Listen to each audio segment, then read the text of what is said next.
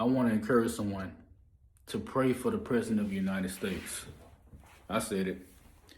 Instead of just beating him up, becoming angry individuals, people, causing strife, hatred, and bitterness towards the man, cursing his family, performing witchcraft on his family, pray for this man. Pray for him.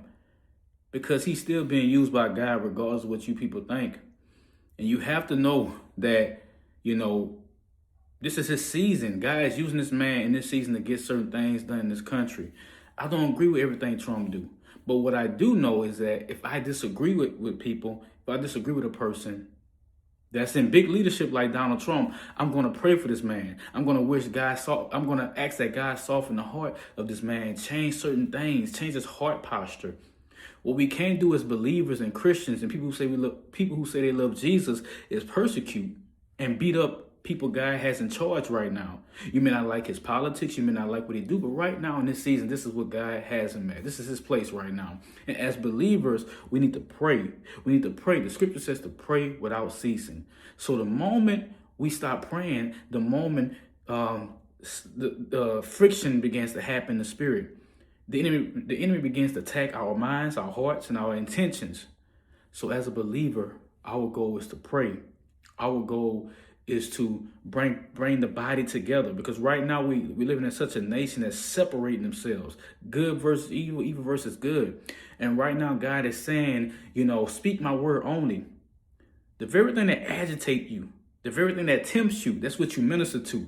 If Donald Trump tempts you to hate God, or tempts you to hate him, or hate people that represent him or support him, no, pray, break that, because it's only going to cause it's like a gun wound. You're only shooting yourself.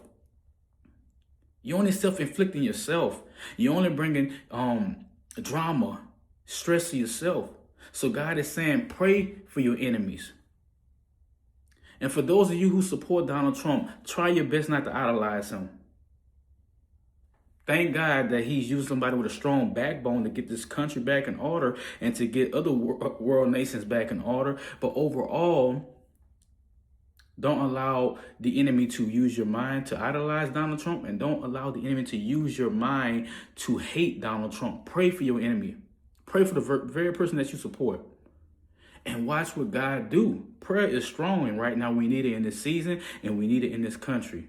I love y'all. Make sure y'all like, comment, subscribe to the channel. Hope to hear from y'all soon. Y'all be easy. Bye.